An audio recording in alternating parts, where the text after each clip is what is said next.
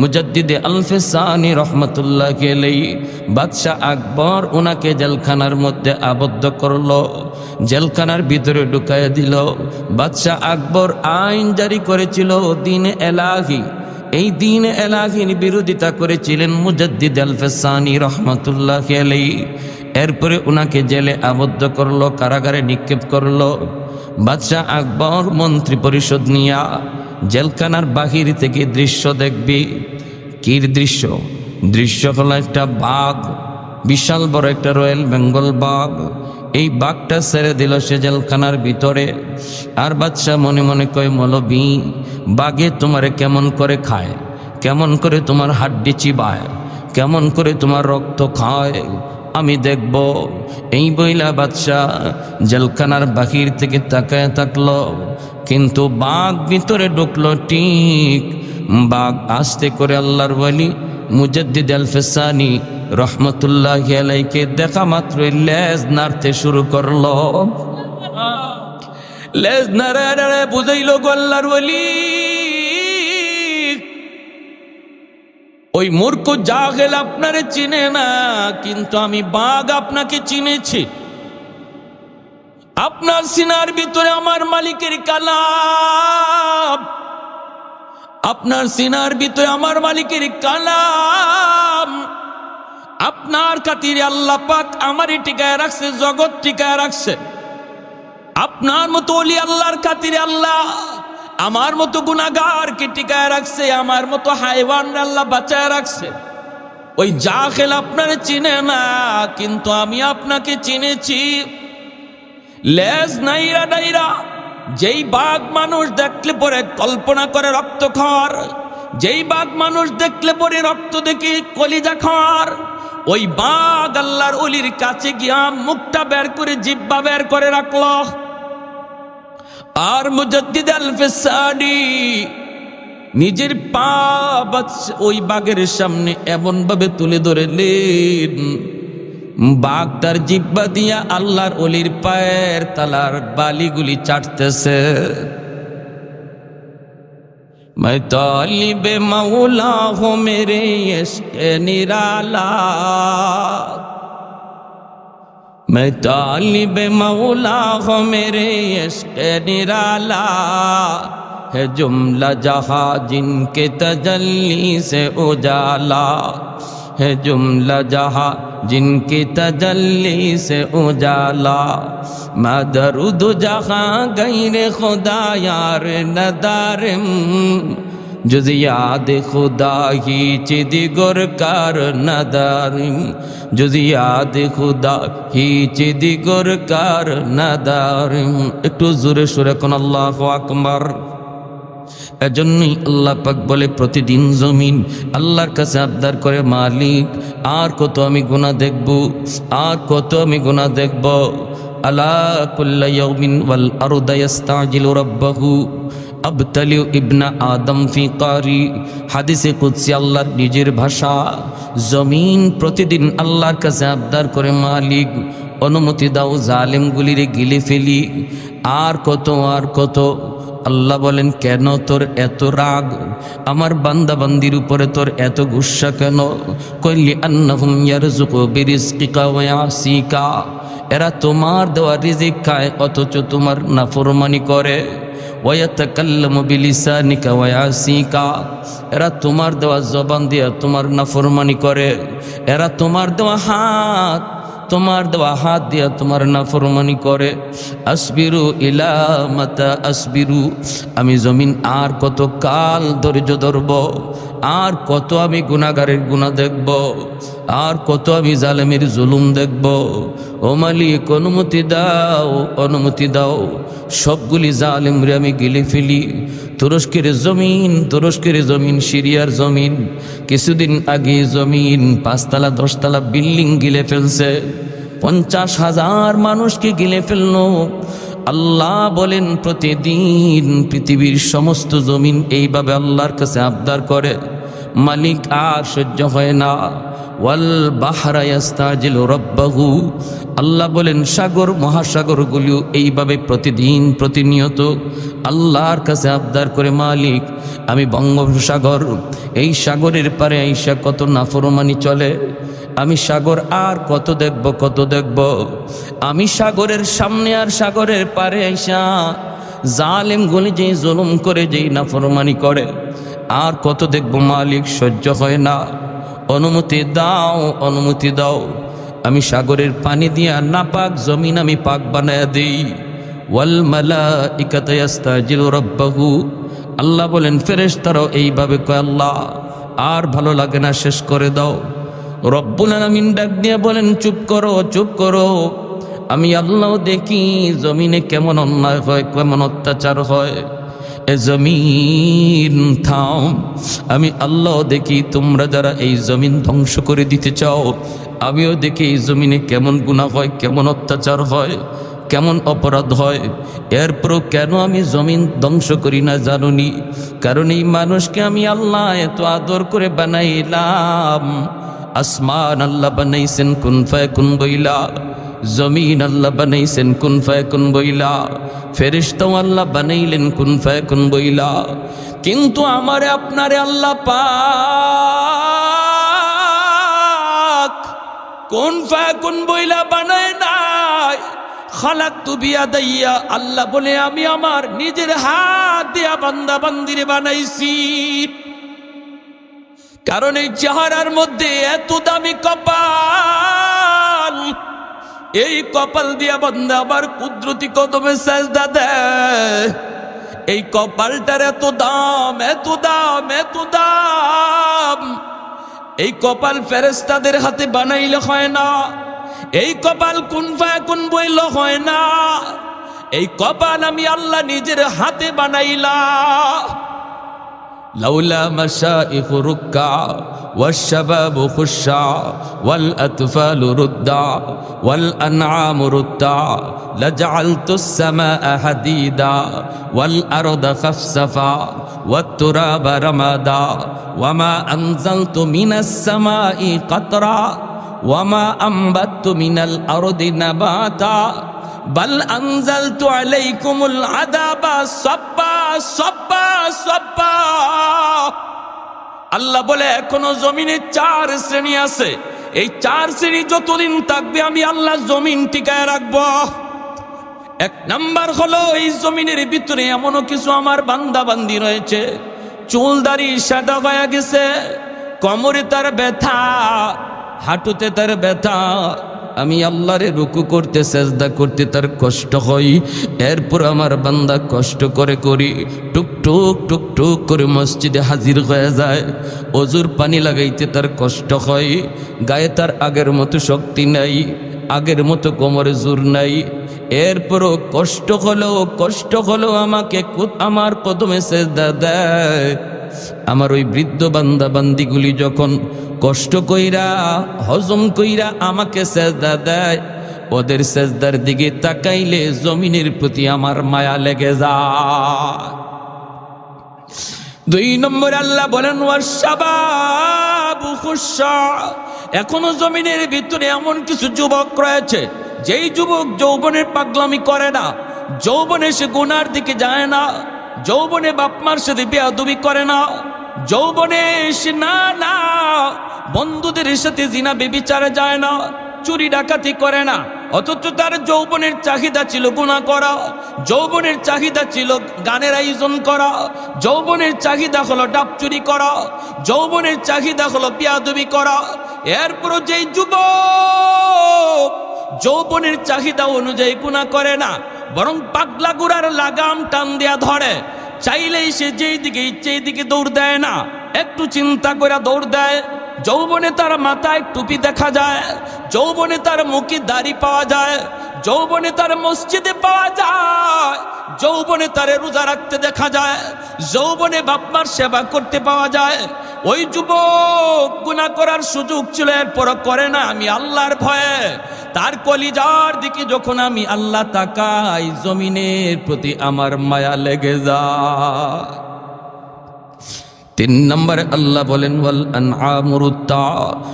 আনআমুরুত্তা, এখনো জমিনের মধ্যে কিছু জীব জানোয়ার রয়েছে, এই জীব জানোয়ারের উপরে কোনো শরীয়তের বিধিবিধান নাই, এদের উপরে হালাল হারাম নাই, গরু ছাগলের উপরে নামাজ নাই, রোজা নাই। আল্লাহ পাক বলেন মানুষের গুনার কারণে যখন জমিনে আযাব আর গজব আসতে চায়, এই আযাব গজবের ভিতরে গরু ছাগল হাঁস মুরগি গরিব পড়ে যায়, অথচ এদের কোনো অন্যায় ছিল না, এদের কোনো অপরাধ ছিল না। ওদের দিকে তাকাইলেও জমিনের প্রতি আমার মায়া লেগে যায়। ওয়াল আতফালু রুদ্দা, 4 নম্বর আল্লাহ বলেন ঘরে ঘরে এমন কিছু শিশু বাচ্চা রয়েছে, প্রতিটা ঘরে ঘরে কিছু শিশু রয়েছে, যেই শিশুগুলি নিষ্পাপ মাসুম, ওদের উপরে শরীয়তের বিধিবিধান এখনো জারি হয় নাই, ওদের কোনো গুনাহ নাই, অপরাধ নাই। গুনাহ করেছে তার মা, গুনাহ করেছে তার বাবা, গুনাহ করেছে তার বড় ভাই, ওদের গুনার কারণে যখন গজব আসতে চায়, এই বাচ্চাটাও গজবের মধ্যে শামিল হয়ে যায়। ওই বাচ্চাটার তো কোনো অন্যায় ছিল না। আল্লাহ বলতেছেন, আল্লাহ কারে শুনাইতেছেন? জমিনে শুনাইতেছেন, সাগর মহাসাগরের পানিরে আল্লাহ শুনাইতেছেন, ফেরেশতাদেরকে আল্লাহ শুনাইতেছেন। এত মায়া, এত মায়া আমার আপনার প্রতি আল্লাহ পাকের।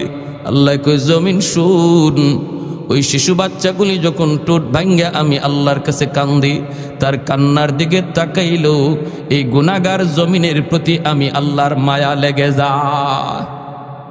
অতএব বাচ্চাগুলিরে মারবেন না, বাচ্চাগুলিরে ধমক দিবেন না, বাচ্চাগুলিরে বকাবকি করবেন না। বাচ্চারা দুষ্টামি করবি, বাচ্চারা ফেরেশতার মতো। এই বাচ্চার উসিলায় আল্লাহ তোমাকে আমাকে বাঁচাইয়া রাখছি, এই বাচ্চার উসিলায় আল্লাহ তোমারে আমারে খাওয়াইতেছি। এজন্যই ভাইয়েরা মনে রাখবা, যুবক যৌবনে আল্লাহর গোলামি করবি, বৃদ্ধ বয়সে আল্লাহ তারে ঘরে বসাইয়া তারে ইবাদতের পেনশন আল্লাহ দিবে। এই কথা আল্লাহ পবিত্র কুরআনুল কারীমের সূরাতুত তিনের মধ্যে 4টা কসম খেয়ে আল্লাহ বলেছেন, ওয়াত-তিন ওয়াজ-যাইতুন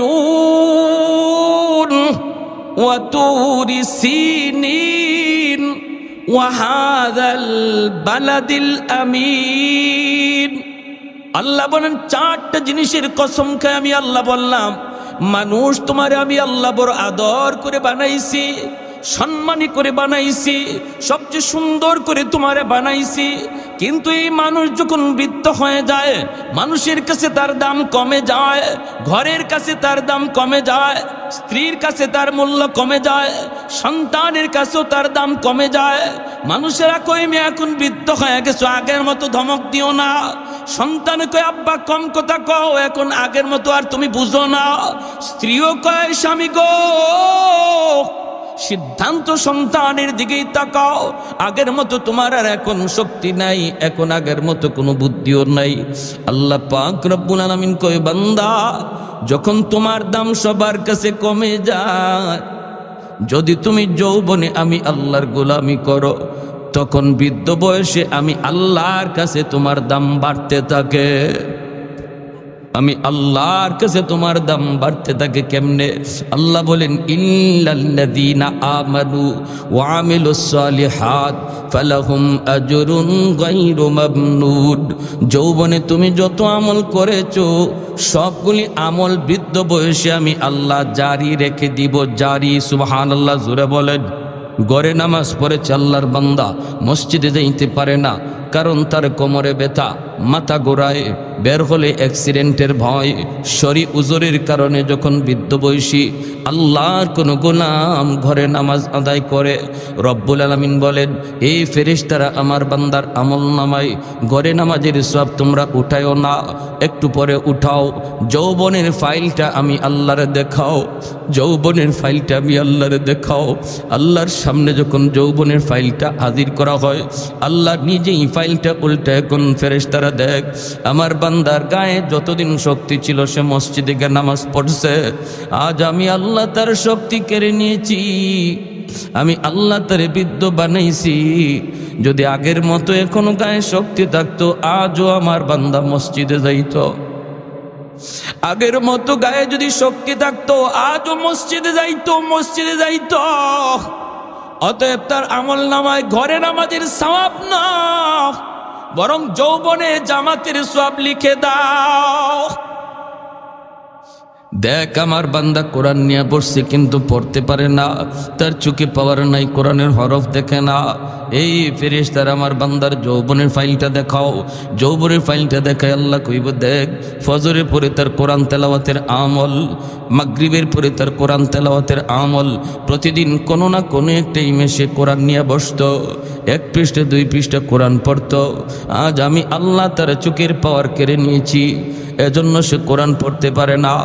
এই ফেরেশতারা শুন, আমার বান্দা যদিও কোরআন পড়ে না, তবু যৌবনের ধারাবাহিক তেলাওয়াতের সওয়াব আমল নামায় লিখে দাও।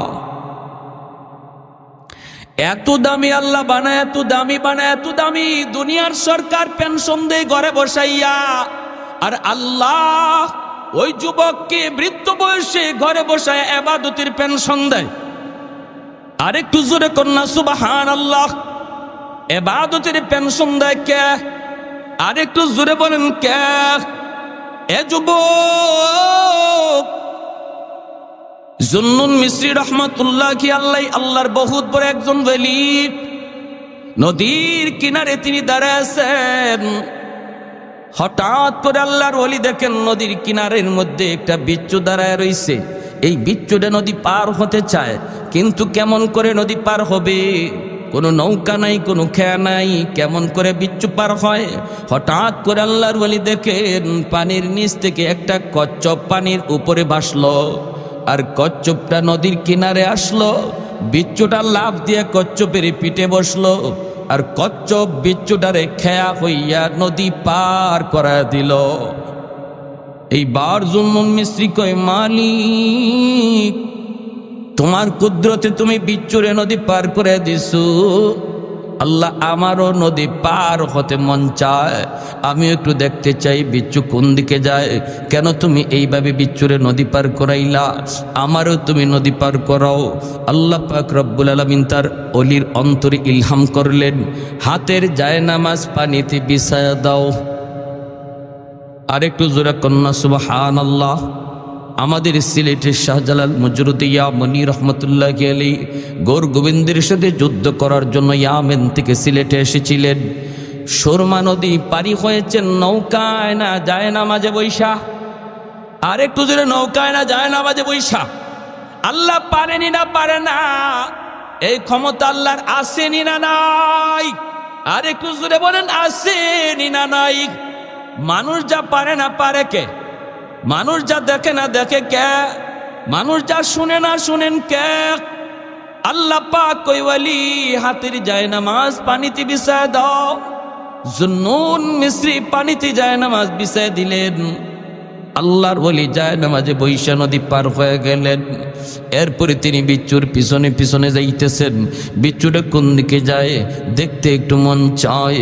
যাইতেছেন, হঠাৎ করে তিনি তাকায় দেখেন হাওরের মাঝখানে একটা গাছ, গাছের দিকে এই বিচ্ছুটা রওনা দিছে। তিনিও তো পিছনে পিছনে দ্রুত বেগে বিচ্ছুটা দৌড়াইতেছে, তিনিও পিছনে পিছনে। হঠাৎ করে নজর পড়ল গাছের নিচে একটা যুবক মনের আনন্দে ঘুমাইতেছে। এ যুবক, তোমাকে বলতেছি যুবক, এ যুবক দিলটা নরম করে কথাগুলি শোনো। তোমার মতো কত যুবক যৌবনে কবরে চলে গেছে, একটু চিন্তা করে দেখো। ডান দিকে তাকাইলে দেখবা তোমার খেলার সাথী কবরে শুয়ে রইছে, বাম দিকে তাকাইলে দেখবা তোমার লেখাপড়ার সাথী কবরে শুয়ে রইছে। তুমি মনে করতেছো আমি নামাজ ধরব, আল্লাহকে মানব, আল্লাহর বিধান মতো চলবো আর একটু সময় পরে। কিন্তু বহু যুবকের আর এই সময় হায়াতে মিলে না। আসেনি না নাই? জোরে কর। ঘুমাইছে তো জীবনের শেষ ঘুম, বাপ মার কাছ থেকে বিদায় নিয়েছে তো জীবনের শেষ বিদায় হয়ে গেছে, আর বাপ মার কাছে ফিরে নাই। কত বাবা সন্তানের কাছ থেকে বিদায় নিয়ে বের হয়েছে আর সন্তানের কাছে ফিরে আসে নাই। এর যুবক, এই যুবক মনের আনন্দে গাছের নিচে ঘুমাইতেছে, আর যুবকের মাথার পাশে একটা বিষাক্ত সাপ ফনা ধরে আছে, যে কোনো মুহূর্তে যুবককে দংশন করবে। ওই অবস্থায় বিচ্ছুটা যাইয়া দেরি করল না, লাফ দিয়া বিচ্ছুটা সাপের মাথায় বসলো। বৈশা এমনভাবে সাপরে কামড় দিল, মুহূর্তের ভিতরে সাপটা বিচ্ছুর কামড়ে মারা গেল। এইবার আল্লাহর ওলি জুন্নুন মিসরি যুবককে ঘুম থেকে ডাকাইলেন, রে যুবক, একটু উঠো, মাথার পাশে কি ঘটে গেল দেখো। যুবক মাথার পাশে দৃশ্য দেখো অবাক। আল্লাহর ওলি বলেন, জীবনে কি নেক আমল করেছো একটু কও, জীবনে কি নেক আমল করেছো একটু বলো। যে নেক আমলের কারণে আল্লাহ তোমার নাম যৌবনেই অলির খাতায় আল্লাহ উঠায় দিছে। এজন্য আল্লাহর যত অলি হইছেন সবাই অলি হইছেন যৌবনকালে। যৌবনকালটা হলো আল্লাহর অলি হওয়ার বয়স। এই পৃথিবীতে যত আল্লাহর অলি অতিবাহিত হয়েছেন সবাই অলির খাতায় নাম লেখাইছেন বুড়া বয়সে না, বরং যৌবনকালে। আল্লাহু আকবার। যৌবনকালে অলির খাতায় নাম লেখাইছেন, কারণ যৌবনে ইবাদত আল্লাহর কাছে বেশি প্রিয়। লা ওয়ারআ কাল কাফি, লা ওয়ারআ কাল কাফি। আল্লাহর নবী রহমতের নবী বলেন, যেই বয়সে গুনাহ করার শক্তি ছিল এরপরও করে না, যেই বয়সে চুরি করার ক্ষমতা ছিল এরপরও করে না, আল্লাহর ভয়ে ওই মানুষটা তোমাদের মধ্যে আল্লাহর ওলি হইয়া যা। এ যুবক, এমন কি নেক আমল করেছো একটু বলো। যুবক তখন বলতেছে, আল্লাহর ওলি গো, আমার তো এত কিছু নেক আমল মনে পড়ে না, তবে যদ্দূর মনে পড়ে আমি একজন রাখাল, মানুষের গরু রাখালি করি, উট রাখালি করি, বেড়াদম্বা রাখালি করি। যেখানেই আমি থাকি, হাওরে থাকি আর জঙ্গলে থাকি, যখনই আজান শুনি সাথে সাথে নামাজে দাঁড়ায় যাই। দুনিয়ার কোনো কাজ আমাকে নামাজ থেকে গাফেল করতে পারে না। কাজ পরে নামাজ, আরো জোরে বলেন, কাজ পরে নামাজ। দোকানদারি আগে না পরে? দোকানদারি আগে না পরে? নামাজ পড়ে না আগে? এই যুবক কই, আমি যেখানেই থাকি সেখানেই নামাজে দাঁড়ায় যাই। আল্লাহ পাক এই উম্মতের জন্যই গোটা জগৎটারে মসজিদ বানায় দিছেন। আগের কোন উম্মত হাওরে নামাজ পড়লে নামাজ হতো না, আগের কোন উম্মতের জন্য জঙ্গলে নামাজ পড়লে নামাজ হতো না, নির্দিষ্ট জায়গায় আইসেই নামাজ আদায় করতে হতো। কিন্তু আমার আপনার নবী, মায়ার নবী আল্লাহর কাছে আবদার করলেন, মালিক, এই যদি হয় তোমার সিদ্ধান্ত, তাহলে আমার আখেরি উম্মতগুলি তারা কেমনে নামাজ আদায় করবি? আমি নবী তো চলে আসব, আমার উম্মতের উলামায়ে কেরাম তারা তো আমি নবীর দায়িত্ব নিয়া তারা তো দেশে দেশে ঘুরবে, দেশে বিদেশে ঘুরবে। এমনও তো আছে আমার একজন উম্মত আলেম না, কিন্তু আমার একটা হাদিস জানছি, এটা জানানোর জন্য সে আরেক দেশে রওনা দিছি। সে তখন বিমানে, সে তখন জাহাজে। মালিক নির্ধারিত জায়গায় নামাজ পড়লেই যদি নামাজ হয়, আমার উম্মতের হালত কি হবে? এমনি আল্লাহ কই, বন্ধু, আমি আল্লাহ তোমার উম্মতের জন্য গোটা জগৎ মসজিদ বানায় দিলা।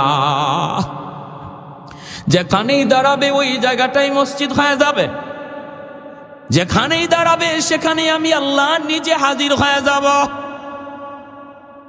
এই মেরাজের মাস গেল, মেরাজের মাস শাবান মাস শুরু হয়ে গেল।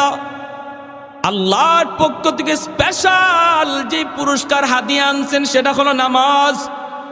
কোন কথা কইয়া কই, মালিক, আমি তো তোমার সাথে দেখা করলাম, কিন্তু আমার উম্মত তোমার সাথে দেখা করবে কেমনে, কথা বলবে কেমনে? আল্লাহ, আমি তো কথা বললাম, উম্মত কেমনে কথা বলবে? আল্লাহ কয়, বন্ধু, আমি আল্লাহর কাছে আইসো উম্মতের কথা ভুললা না, জানি তুমি উম্মতের কথা আমার কাছে কইবা, এজন্য আমি আল্লাহ একটা ব্যবস্থা করে দিছি, নামাজ। আসসালাতু মিরাজুল মুমিনিন। তোমার উম্মত যখন নামাজে দাঁড়াবে তখনই আমি আল্লাহর সাথে তার কথা হবে। যখনই এজন্য নামাজে দাঁড়ায় আমরা বলি আলহামদুলিল্লাহ, সমস্ত প্রশংসা আল্লাহর। আল্লাহ তখন নিজের পরিচয় দেন না, পরিচয় না দিয়ে আল্লাহ বলে, কার প্রশংসা তুমি করতেছ? কয় লিল্লাহ। আল্লাহ তখন নামাজিরে প্রশ্ন করে, মানিল্লাহ, কে তোমার আল্লাহ? কয় রব্বুল আলামিন। আল্লাহ তখন কয় মানির রব্বিল আলামিন। কে তোমার রব? কয় আর রহমান। আল্লাহ বলেন মানির রহমান। কে তোমার রহমান? নামাজি তখন কয় আর রাহিম, তিনি হলেন রহিম। আল্লাহ আবার কয় কে তোমার রহিম? মানির রাহিম। কয় মালিক ইয়াউমিদ্দিন, যিনি কিয়ামত দিবসের মালিক। এতগুলি প্রশ্ন আল্লাহ নামাজিরে করলেন, জবাব নামাজি নামাজের মধ্যে দিল, অথচ নামাজি কে প্রশ্ন করে তারে চেনে না, আর আল্লাহ তার পরিচয় তারে দেন না। যখনই কয় মালিক ইয়াউমিদ্দিন, কিয়ামত দিবসের মালিক, তখনই আল্লাহ পাক রব্বুল আলামিন নিজের পরিচয়টা দিয়া দেয়। আল্লাহ কয় রে বান্দা শুন, এতক্ষণ পর্যন্ত যারে তুমি আল্লাহ কইছো, যারে তুমি রব কইছো, যারে তুমি রহমান কইছো, যারে তুমি রহিম কইছো, যারে তুমি মালিক ইয়াউমিদ্দিন কইছো, আমি সেই আল্লাহ, আমি সেই রব। জোরে বলি সুবহানাল্লাহ। তখন বান্দা আল্লাহর পরিচয় পাইয়াই আল্লাহর কাছে ডাইরেক্ট কয় ইয়্যাকা না'বুদু ওয়া ইয়্যাকা নাস্তাঈন। এতক্ষণ চলছে থার্ড পারসনে, আল্লাহর সাথে কথা হয়েছে থার্ড পারসনে, এখন আইসে আমার ভাইয়েরা সরাসরি, এখন সরাসরি কথা চলছে সেকেন্ড পারসনে। আল্লাহরে কয় ইয়্যাকা না'বুদু ওয়া ইয়্যাকা নাস্তাঈন, আমি তোমার ইবাদত করি, তোমার কাছে সাহায্য চাই, আমি তোমারই ইবাদত করি, তোমারই কাছে সাহায্য চাই। আল্লাহ পাক তখন খুশি হয়ে বলে বান্দা আমি তোমার উপরে খুশি, কি চাও বলো? কয় ইহদিনাস সিরাতাল মুস্তাকিম, আল্লাহ তোমার কাছে আমি জান্নাতের রাস্তা চাই। এজন্য ভাইরা বন্ধুরা, যুবক ডাক দিয়া কয় আল্লাহর ওলি গো, আমি যেখানেই থাকি সেখানেই নামাজে দাঁড়ায় যাই। এ যুবক, যৌবনে আল্লাহর ওলি হওয়ার একটা বিশেষ আমল, নামাজের ভিতরে কোনো কমতি রাখা যাবে না। যৌবনে আল্লাহর ওলি হওয়ার একটা উল্লেখযোগ্য আমল, যৌবনে পাক্কা নামাজি হওয়া। এরপরে যুবক বলতেছে আমি যখন ঘর থেকে বের হলাম, আল্লাহর কাছে ডাক দিয়ে বলি মালিক আমি তো বের হইতেছি, তোমার নামে বের হলাম। এজন্য আমরাও যখন কোথাও ঘর থেকে বের হব, দোকানে যাই, হাওরে যাই, বাজারে যাই, শহরে যাই, বলবো বিসমিল্লাহি তাওয়াক্কালতু আলাল্লাহ লা হাওলা ওয়ালা কুওয়াতা ইল্লা বিল্লাহিল আলিয়্যিল আযীম। এই দোয়াটা পড়ে যে মানুষ বের হয়, যেই মানুষটা ঘর থেকে বের হয়, সে নিজের আল্লাহর হাওলা করে বের হয়। আল্লাহ বলে বান্দা তুমি যখন আমার উপরে নিজের হাওলা করো, তখন তোমার নিরাপত্তার জিম্মাদারি আমি আল্লাহর হাতে। গাছের নিচে যখন ঘুমাইতে যাই তখন কইতেছি আল্লাহ আমি ক্লান্ত পরিশ্রান্ত, আল্লাহ আমি বড় পরিশ্রান্ত, আমি একটু ঘুমাবো, কিন্তু কোন ভরসায় ঘুমাই? আল্লাহ এখানে যদি আমারে কোনো জীব জানোয়ারে ক্ষতি করে, বাঁচানোর কেউ নাই, আপন বলতে কেউ নাই। আল্লাহ একমাত্র আমি তোমার হাওলা করলাম, আল্লাহ তোমার উপরে ভরসা করলাম। আল্লাহ বলে ওয়ামান ইয়াতাওয়াক্কাল আলাল্লাহ ফাহুয়া হাসবু, বান্দা আমার উপরে তুমি যেই পরিমাণ ভরসা রাখবা, আমি তোমার সাথে ওই পরিমাণ লেনদেন করব। ভরসা আমরা আল্লাহর উপরে করব 50% না 100%? জোরে বলেন 50 না 100% ভরসা যখন আল্লাহর উপরে করব, আমার আপনার জিম্মাদারিও আল্লাহ 100% নেবেন। আমাদের ইয়াকিনে দুর্বলতা, আমরা আল্লাহর উপরে 100% ইয়াকিন আনতেই পারি না, করতে পারি না। যারা করছে তারা ফল পাইছে। ওই যুবক 100 ভরসা আল্লাহর উপরে করছে, বিধায় যখন সাপ আসছে তারা মারতো, আল্লাহ নদীর ওই পার থেকে বিচ্ছুরে পাঠাইছে, যা যেই সাপ আমার ওই যৌবনকালে যে আমার অলির খাতায় নাম লেখাইছে তার ক্ষতি করতে চায়, তুই যে সাপরে মার। আল্লাহর কুদরতে নদীর ওই পার থেকে বিচ্ছু আইসা সাপরে কামড় দিয়া মাইরা যুবকের হেফাজত আল্লাহ করলেন। সুবহানাল্লাহ, জোরে কর। এজন্যই ভাইরা মনে রাখবেন, আল্লাহ পাক কয় ওই যুবকগুলি যতদিন জমিনে থাকবে আমি আল্লাহ আযাব গজব থেকে জমিনে হেফাজত করব। এই যুবকের কলিজে আল্লাহর ভয় কেমনে আইছে? কই মাদ্রাসা আছে বিদায়, উলামায়ে কেরামের মেহনত আছে বিদায়, মুরব্বী মানুষ এখনো বৃদ্ধ বয়সে আল্লাহর কদমে সেজদা দেয়, আল্লাহকে চিনে, আল্লাহ আল্লাহ জিকির হয়। কেন হয়? কারণ সমাজে এখনো আল্লাহ নামের পরিবেশ আছে, ঠিক না? এখনো মাদ্রাসা আছে, উলামায়ে কেরামের হরকত আছে, উলামায়ে কেরামের মেহনত আছে। উলামায়ে কেরামের মেহনত যতদিন থাকবে, জমিনের মানুষ ততদিন আল্লাহ আল্লাহ জিকির করবে। মাদ্রাসা যতদিন থাকবে ততদিন আল্লাহ বলার পরিবেশ থাকবে। আর আল্লাহ পাক তখন আসমান জমিনকে আল্লাহর রহমত দ্বারা বাঁচায় রাখবে। আর যতদিন মাদ্রাসা থাকবে না, যেদিন মাদ্রাসা থাকবে না, আলেম ওলামা থাকবে না, ওই দিন আল্লাহ জমিনও রাখার কোনো চিন্তা করবেন না। অতএব কেউ যদি মাদ্রাসার ক্ষতি করতে চায়, মনে রাখবা সে মাদ্রাসার ক্ষতি করল না, বরং নিজের ক্ষতি নিজে করল। কেউ যদি মাদ্রাসা বন্ধ করে দিতে চায়, সে মাদ্রাসার ক্ষতি করল না, নিজের জীবন সে নিজে বন্ধ করে দিল। কেউ যদি মাদ্রাসায় হাত উঠায়, সে নিজের পায়ে নিজে কুড়াল মারলো। কেউ যদি কই মাদ্রাসা রাখবো না, আল্লাহ তারে রাখবে না। কারণ মাদ্রাসা না থাকলে আল্লাহ কোনো কিছু রাখবার সিদ্ধান্ত আল্লাহ নিবে না। আমরাও দেখেছি বাংলার জমিনে যেই মাদ্রাসার বিরুদ্ধে কথা বলেছে, উলামায়ে কেরামের বিরুদ্ধে কথা বলেছে, মাদ্রাসার প্রয়োজন নাই, মাদ্রাসার দরকার নাই, মৌলবীদের কোনো প্রয়োজন নাই, একজনও জাগাতে নাই। আওয়াজ দেন ঠিক কিনা? একজনও জাগাতে নাই। কে করছে? হেড অফিস থেকে ফয়সালা। ফ্যান ফরবারও আর জায়গা পায় না, হে টাকলা মাথাত পরে। কিরে কিলো ফ্যানেও আমারে ভালো পায় না, আর কোনো মানুষ দেখে না। এজন্য বলতেছি মনোযোগ, লাজালতুস সামাআ হাদিদা ওয়াল আরদা খাফসাফা ওয়াত তুরাবা রামাদা ওয়ামা আনজালতু মিনাস সামাই কাতরা ওয়ামা আম্বাততু মিনাল আরদি নাবাতা বাল আনজালতু আলাইকুমুল আযাবা সাব্বা। আল্লাহ বলেন, যদি জমিনের মধ্যে আমি আল্লাহর নাম না থাকে, যদি কোরআনের হরকত, কোরআনের আওয়াজ বন্ধ হয়ে যায়, মানুষ যদি আমি আল্লাহকে ভুলে যায়, তাহলে কি করব জানো? আসমানকে আমি আল্লাহ লোহা বানায় দিব, জমিনকে আমি আল্লাহ তামা বানায় দিব। ওয়ামা আনজালতু মিনাস সামাই কাতরা, এক ফোঁটা রহমতের বৃষ্টি আমি জমিনে নাজিল করব না। ওয়ামা আম্বাততু মিনাল আরদি নাবাতা, একটা শস্যের দানাও আমি জমিনে উৎপাদন হতে দেব না। বাল আনজালতু আলাইকুমুল আযাবা সাব্বা। আল্লাহ বলেন, পরপর পরপর শুধু জমিনে গজব আর গজব নামবে। অতএব যুবক, একটু মনোযোগ দিয়ে খেয়াল করে শোনো।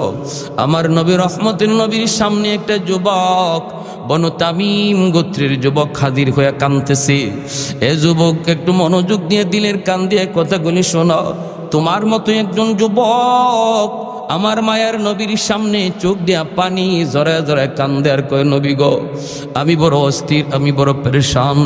বনু তামিম গোত্রের যুবক, মদিনা শরীফের একটা উল্লেখযোগ্য গোষ্ঠীর নাম বনু তামিম। নবী বলতেছেন, যুবক কেন কান্দ? কই, নবী গো, আমি কান্না করি এজন্য, আল্লাহ এতদিন পর্যন্ত আমাকে সম্পদ দেয় নাই। আল্লাহ পাকের মর্জি, সম্পদ দেয় কে? জোরে বলেন, একটু জোরে বলেন কে? শক্তির বলে সম্পদ কামাই করা যায়, বুদ্ধির বলে কামাই করা যায়। বুদ্ধির বলে যদি কামাই করা যাইতো, বুদ্ধিজীবী এক নম্বর ধনী হয়ে যাইত। শক্তির বলে যদি সম্পদ কামাই করা যাইত, কুস্তিগীর বাংলাদেশে এক নম্বর ধনী হয়ে যাইত। যুবক বলে, গো আল্লাহর নবী, আল্লাহ আমাকে এমন সময় সম্পদ দিয়েছে যেই সময়টাতে আমার বাবা দুনিয়ায় নেই, আমার মা দুনিয়াতে নাই। আমি শিশুকালে দেখেছি গো নবী, আমার আম্মা কত কষ্ট করছেন, আমার আব্বা কত কষ্ট করে করে আমাকে লেখাপড়া করাইছেন, কিন্তু আমি সংসারে হাল ধরতে পারি নাই। এক বেলা মা খাইছেন, দুই বেলা উপাস ছিলেন। ঈদের দিনে আমার আম্মা কোন রকম আমার আব্বাকে লইয়া একটা কাপড় কিনা দিছেন, কিন্তু আমি দেখেছি আমার বাবার গায়ে পুরাতন লঙ্গি, আমার মার পরনে ছিঁড়া কাপড়। এরপর আমার মার মুখে হাসি, বাবার মুখে হাসি। চিকিৎসাটাও আমি শেষ বয়সে বাপ মার করাইতে পারি নাই। ওগো মায়ার নবী, এখন আমার টেনশন হলো, কান্না হলো। এখন আমি পয়সা দিয়ে কি করব? রাতের বেলা আমি ঘুমাই আর পয়সা নিয়ে শুধু কান্দি। ও মালিক, টাইম মতো তুমি আমাকে পয়সা দিলা না। যদি এখন আমার আব্বা আম্মা থাকতেন, আমি যেভাবে খুশি এইভাবে চিকিৎসা করাইতে পারতাম। আল্লাহর নবী গো, আপনার কাছে আমার প্রশ্ন হলো, যদিও আমার মা, যদিও আমার বাবা কবরে শুয়ে রইছেন, তবু আমার বাপ মার সেবা করার সুযোগ আমার আসেনি। মায়ার নবী বলেন 5টা কাজ কইরো, তোমার খেদমত আল্লাহ কবরে পৌঁছায় দিবে। কয়টা কাজের কথা নবী বলছেন? কয়টা? একটু জোরে বলেন কয়টা? কার কার শুনবার নিয়ত আছে 5টা কাজ? একটু হাত তুলে আল্লাহকে দেখান। আল্লাহু আকবার, জোরে বলি আল্লাহু আকবার।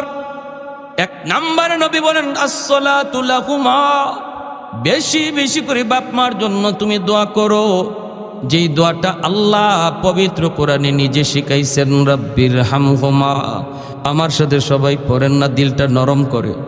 রব্বির হামহুমা কামা রাব্বায়ানি সগীরা।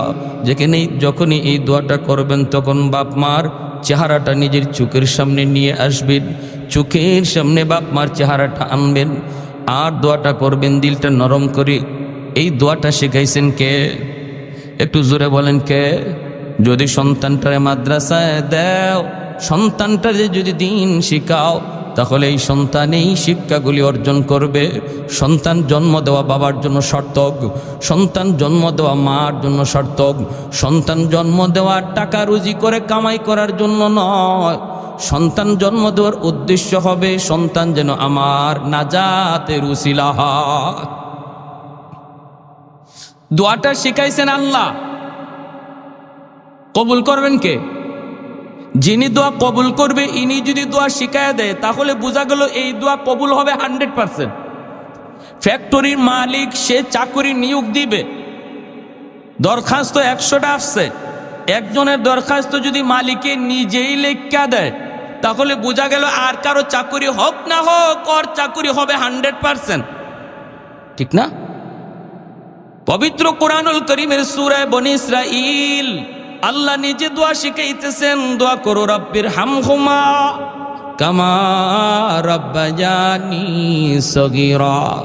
ও মালিক, শিশুকালে আমার আব্বা আম্মা আমাকে যেইভাবে মায়া করছেন, আমাকে যেইভাবে আদর করছেন, আল্লাহ তুমি আজকে আমার মা বাবারে এইভাবে আদর করো।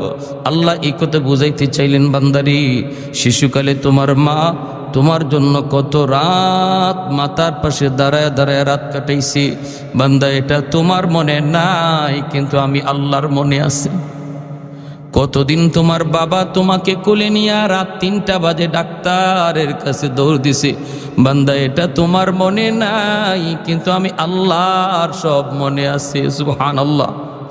অতএব যখনই বাপ মার জন্য দোয়া করো, শিশুকালের কথাটা আমি আল্লাহরে ইয়াদ করে দিও। আমি আল্লাহ শিশুকালে যেইভাবে তোমার বাপ মা মায়া করছি, আমি আল্লাহ যেন তোমার আব্বা আম্মারে এইভাবে মায়া করি, এরকম আবদার আমি আল্লাহর কাছে কইর।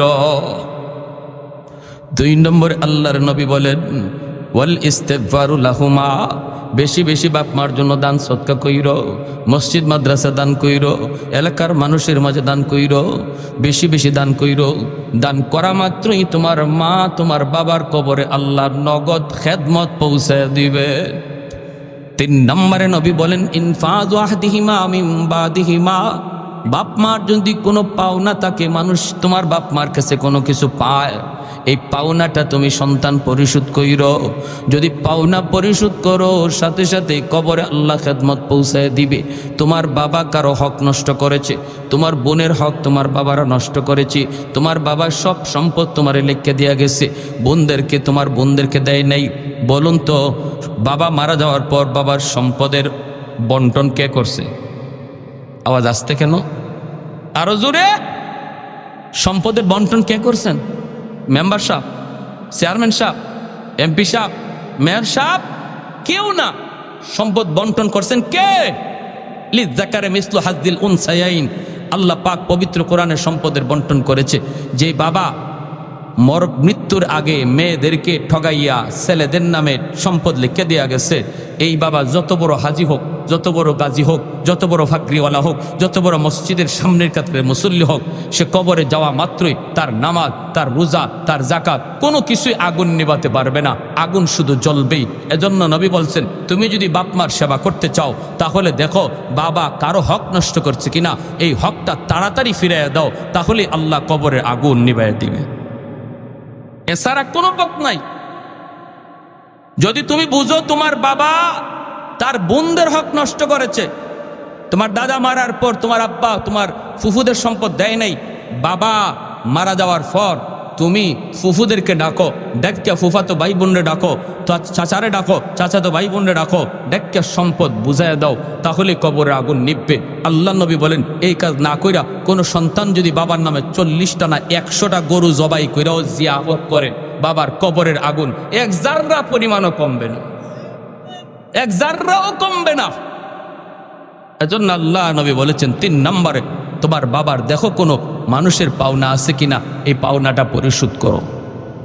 4 নম্বরে নবী বলেন সিলাতুর রাহমিল্লাতি লা তুসালু ইল্লা বিহিমা, তোমার বাবার যারা রক্তের মানুষ, মার যারা রক্তের মানুষ, ওদের খোঁজ খবর রাখো। বাবার রক্তের মানুষ হলো চাচা, বাবার রক্তের মানুষ হলো ফুফু, চাচার খবর নাও, ফুফুর খবর নাও। বাবা কবরে শুয়ে আছে, যখনই ফোনটা দিয়া কইবা চাচা কেমন আছেন, ও ফুফু তুমি কেমন আছো, চাচা তো ভাইটারে ফোন দিয়া খবর নিবা, বাইরে তুই কেমন আছো। বাবার রক্তের মানুষের খোঁজ নিলা, মায়ার নবী বলেন যেন তুমি ফোনটা বাবার কবরেই লাগাইছো। একজনের সহযোগিতা করলা, সাথে সাথে কবরে আল্লাহ দানের খবর পৌঁছায়া দিবে। মা দুনিয়ায় নাই, কিন্তু মার রক্তের মানুষ আছে, মামা আছে, খালা আছে, নানা আছে, নানি আছে, ওরা আজকে অসহায়। আল্লাহ তোমাকে সচ্ছলতা দান করেছে, যখনই তুমি ওদের পাশে যায় তুমি দাঁড়াইবা সুখে দুঃখে, যখনই তুমি তাদের পাশে যায় দাঁড়াইবা। আল্লাহর নবী বলেছেন, যেই নবী জীবনে কোনোদিন মিথ্যা বলেন না, এই নবী বলেন সাথে সাথে মার কবরে আল্লাহ তোমার খেদমত পৌঁছায় দিবে। 5 নম্বরে নবী বলেন শেষ, ইকরামু সাদিকিহিমা মিন বাদিহিমা, মায়ার নবী দয়ার নবী বলেন বাবার বন্ধু বান্ধব যারা, তাদেরকে দেখলে বাবার মতো শ্রদ্ধা কইরো, বাবার বয়সের মানুষ দেখলে বাবার মতো শ্রদ্ধা কইরো। আজকে তোমার বাবা নাই, কিন্তু বাবা যাদের সাথে চলতো এদেরকে দেখলে সালাম দিবা আগে, তারপরে ভালো মন্দ জিগাইবা, পারলে একটু ঘরে ঢুকাইবা, 1 কাপ চা খাওয়াইবা, একটা পান খাওয়াইবা, ঈদের সময় একটা লুঙ্গি দিবা, একটা গেঞ্জি দিবা। মায়ার নবী কয় বাবা কবরে কিন্তু বাবার বন্ধুরে তুমি আদর করছো, শ্রদ্ধা করছো। আল্লাহ পাক বলে তোমার এই কাপড় তুমি পরাইছো দুনিয়ার কাপড়, আর তোমার বাবারে আল্লাহ পরাইব জান্নাতি কাপড়। মা দুনিয়ায় নাই, কিন্তু মার বান্ধবী আছে। মা যাদের সাথে চলতো ওদেরকে দেখলে পরে মায়ের মতো শ্রদ্ধা কইর। চাচি কেমন আছেন, একটু ঘরে বইসা যান। আজ যদি আমার আম্মা দুনিয়া থাকতেন তাহলে মাকে না দেখে যাইতে পারতেন না। চাচি আসেন না একটু ঘরে, 1 কাপ চা খেয়ে যান। নবী বলে যেন তুমি তোমার মারই তুমি সেবা করছো। সুবহানাল্লাহ জোরে কর। এজন্য ভাইরি আল্লাহর নবী বলছেন বাপ মার জন্য দান সদকা করলে কবরে খেদমত পৌঁছায় দিবে কে? একটু জোরে বলেন না কে? আর একটু জোরে বলেন না কে? এতটুকু হাদিসের উপরে আমল করব কেডা? কোন সন্তান? যেই সন্তানে হাদিস পড়ছে, যেই সন্তানে মাদ্রাসায় গেছে, যেই সন্তানটার হাত ধরে বাবা মাদ্রাসায় ভর্তি করছি, এই সন্তানই তো হাদিস মতো বাপ মার জন্য আমল করবে, ঠিক না? আরো জোরে কোন ঠিক না? তাহলে সন্তান মাদ্রাসায় দেওয়ার দরকার আছে নি না নাই? যদি আপনার সন্তান আপনার জানাজা দেয়, আপনার সন্তান যদি আপনারে গোসল দেয়, আপনার সন্তান যদি আপনার কবরের পাশ দিয়ে যায়, সন্তানরে যদি দিন না শিখান, সন্তান কবরের পাশ দিয়ে যাইব গান গায়ে গেয়া। বন্ধুদের নিয়ে কত সন্তান গান গায়ে বাবার কবরের পাশ দিয়ে চলে যায়, দিলটা কাঁপে না। আর সন্তানটার যদি কোরআন শিখান, বাবার কবরটা দেখা মাত্রই চোখ দিয়ে পানি আসবে, ইয়াসিন পড়তে পড়তে কবরের সামনে হাজির হবে, আল্লাহ সাথে সাথে কবরের আযাব মাফ করে দেবে। সার্থক ওই বাবা ওই মা, সার্থক যার সন্তান কোরআনে হাফেজ, যার সন্তান আলেমে দিন। এই মাদ্রাসাগুলোতে দেখলাম ছোট ছোট বাচ্চাগুলি কত বাবা কত মা কত আশা করিয়া দিছে। শুনেন, মনে রাখবেন, কোন সন্তান মাদ্রাসায় আসবে এটা মানুষের হাতে না, এটা আল্লাহর কুদরতি হাতে। যেই সিনাকে আল্লাহ চয়েস করেন, নিজে নির্বাচন করেন তার কোরআনকে আমানত রাখার জন্য, তারই মাদ্রাসায় আসার তৌফিক দেয়। বাহাদুরি করে সন্তানের সিনায় কোরআন ঢুকানো যায় না। লক্ষ টাকা কোটি টাকা দিয়া ডিগ্রি কিনা যায়, উকিলাতি ডিগ্রি কিনা যায়, ব্যারিস্টারি ডিগ্রি আনা যায়, টাকা দিয়া হরিণের চোখ মিলে, কিন্তু সম্পদ হইলেই সন্তানের সিনায় কোরআন ঢুকানো যায় না। যদি আল্লাহ চয়েস না করে, ঠিক কিনা? এটা আল্লাহর নির্বাচন। আমার ভাইয়েরা, আমি মুসাফির মানুষ, যাব সিলেট, একটু অনুরোধ করব, মুসাফিরের দোয়া আল্লাহর কাছে কবুল। এমন একজন সন্তান বাবার নামে, এমন একজন সন্তান মায়ের নামে বলেন, আল্লাহ যেন নগদ এই খবরটা কবরে পৌঁছায় দেয়, সেবার খেদমতটা যেন পৌঁছায় দেয়। একজন সন্তান হাতটা জায়গায় বলেন, হুজুর ইনশাআল্লাহ আমি 5,000 টাকা ইনশাআল্লাহ আমি মাদ্রাসায় নবীর বাগানে দিব, আমার আম্মার নামে, আমার আব্বার নামে। বলেন হিম্মত করে।